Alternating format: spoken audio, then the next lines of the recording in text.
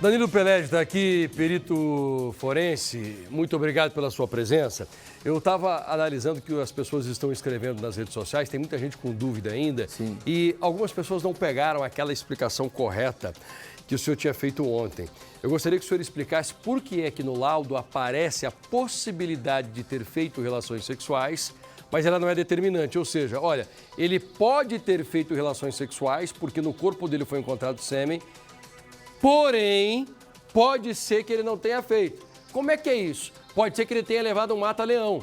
Sim. E é isso que acaba bugando a cabeça de muita gente. Mas como assim? Por causa de um mata-leão, a polícia acredita que ele pode ter feito sexo? Para quem não entendeu, eu gostaria que o senhor explicasse com as suas palavras. É isso mesmo. Só da gente falar que houve a liberação, né, de fluido, de espermatozoide, ali após a morte dele, ou até mesmo antes, a pessoa já relaciona que ele teve realmente um ato sexual. Mas isso, na verdade, é consecutivo do corpo após a morte. Então, bem no momento que o corpo já entra ali em óbito, ele já tem um relaxamento. Após vem a rigidez cadavérica e depois o relaxamento novamente após em torno de 24 horas. Então, esse relaxamento faz com que o corpo expulse todo o material, seja ele biológico, como urina, fezes ou até mesmo esperma. E tem também aquela possibilidade que o senhor falou do mata-leão. Sim. Gostaria que o senhor explicasse. Né, nesse momento que ele poderia tomar um mata-leão, né? É porque o exame mostra que ele levou um mata-leão. Um possível mata-leão. Ele tem uma lesão na traqueia. Isso. E a polícia acredita que ele levou um golpe, certo? É uma possibilidade. Nós analisamos quando tem algum rompimento, né, ou alguma lesão, então nós caracterizamos devido às escoriações.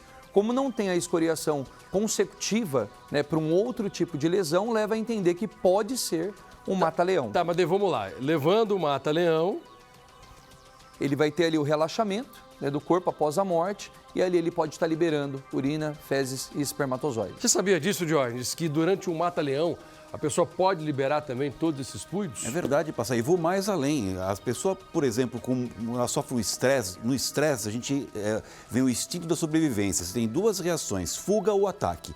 E para fuga, você tem que fugir leve. Então, quando a pessoa toma um susto muito grande ou tem uma situação que coloca muito em risco a vida, ela tem uma liberação dos esfíncteres. Isso mesmo. Pode fazer xixi ou o número 2 também. Porque o corpo lê, olha, tem que correr rápido, correr leve. Então isso é muito natural. Mas aquela expressão, poxa, a pessoa de medo. De medo, um medo extremado. Não é qualquer medo, mas um medo que coloca muito em risco a vida, tem a liberação dos esfíncteres. Entendi. Isso mesmo. Tá? E é por isso que o exame acabou apresentando, então, a presença de sêmen. Pode ser por isso também, ou que ele tenha feito sexo. Então não é uma coisa determinante. Sim. Ainda continua nas possibilidades. Sim, mas de ontem para hoje, eu confesso que eu dei mais uma estudada nos laudos e realmente o que está trazendo é que não houve realmente um ato sexual. Então, se não está trazendo tanta clareza para um ato sexual, como eu disse, não é só a liberação dos espermatozoides que caracteriza um ato sexual, mas sim outros tipos de lesões então, também. Hoje o senhor tem uma opinião um pouco diferente de ontem? Já está diferente de ontem, eu confesso. Eu já estou desacreditando que realmente pode ter tido um ato sexual ali. Hoje o senhor acredita que não teve? Analisando o cenário com a minha experiência das ciências forenses, nós percebemos que quando há um homicídio, o autor ele tende a desclassificar ou dificultar o trabalho da perícia e da investigação. Então existe a possibilidade de ter acontecido realmente uma briga, tirado ali as calças, os sapatos dele, para colocar em outro lugar, realmente para dificultar o trabalho da perícia e da investigação. O senhor acha que alguém fez isso? Eu acredito. Tá. Mas o senhor não acredita mais, então, no sexo antes da morte? Está mais complexo hoje, está mais difícil para acreditar nisso. Ok, porque o Daniel esteve aqui ontem, doutor Daniel, para quem não sabe, perito forense, ontem no começo do jornal ele disse, olha, analisando aqui o exame, eu digo que o Daniel, o Adalberto, desculpa, ele acabou fazendo sexo pouco antes da morte, mas o senhor estudou melhor esses laudos e o senhor acabou mudando a sua opinião. A maioria vai acreditar, né, pelas experiências, principalmente do médico legista. Não é tão comum acontecer essa liberação de espermatozoides. É algo que é possível acontecer. Né? Para o homem da idade dele, claro, então é consecutivo, então é uma grande possibilidade. Vou trazer os nossos repórteres aqui, todo o timaço de repórteres aqui do Balanço Geral. Vou começar com você, Lorena Coutinho. Mais algum detalhe do caso Adalberto? Enquanto vocês estão aí no estúdio comentando, eu estou aqui em frente ao DHPP, viu, Passaia? Olha só.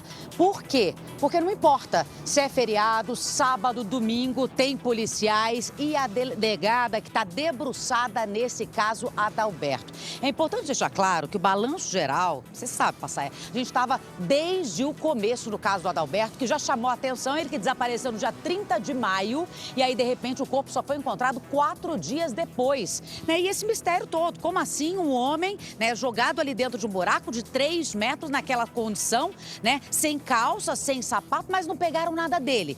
E aí vieram todas as hipóteses até os laudos preliminares saírem, né? Só que aí os laudos apontaram esse líquido que vocês esclareceram muito bem, que nós demos aqui no Balanço Geral, a partir das informações, é importante deixar claro também, que são repassadas pela própria delegada. E aí ontem ela disse, não, esse fluido, na verdade, esse líquido pode ter saído do corpo por causa desse possível mata-leão, né? Agora, o que a polícia aguarda, né? As pessoas perguntando nesse caso que chama a atenção ainda sem respostas. Tá, Lorena, e aí? Qual que é a resposta para a família? O que a gente pode dizer para você que está acompanhando é o seguinte, que a delegada agora quer ouvir e cada vez mais, né, pessoas que estavam ali trabalhando, pessoas que estavam trabalhando na obra, né, pessoas terceirizadas, ou seja, de empresas terceirizadas que estavam ali, porque a gente sabe que o autódromo é enorme, ali em Interlagos, zona sul de São Paulo. E para além disso, além das pessoas que estavam ali, os seguranças. Porque uma das hipóteses, e a polícia está bem tendenciosa para esse lado, é de que ele teria passado por uma área que não podia, tá? Inclusive fez todo o trajeto que ele teria passado e aí se envolveu numa briga. Pode ter sido uma briga com segurança? A polícia não descarta essa possibilidade, mas ainda falta sair nesse laudo daquele sangue que foi encontrado dentro do carro.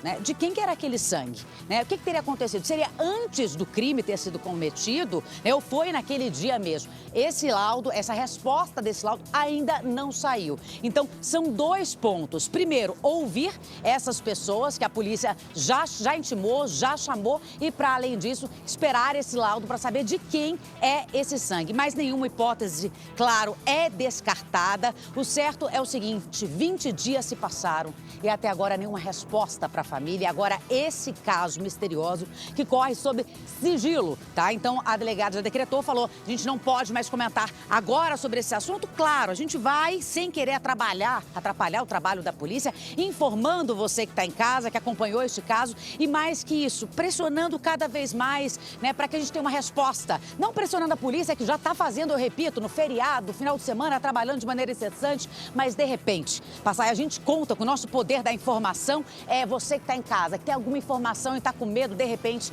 poder passar isso para a polícia, Passaia. Valeu, Lorena. Obrigado por enquanto.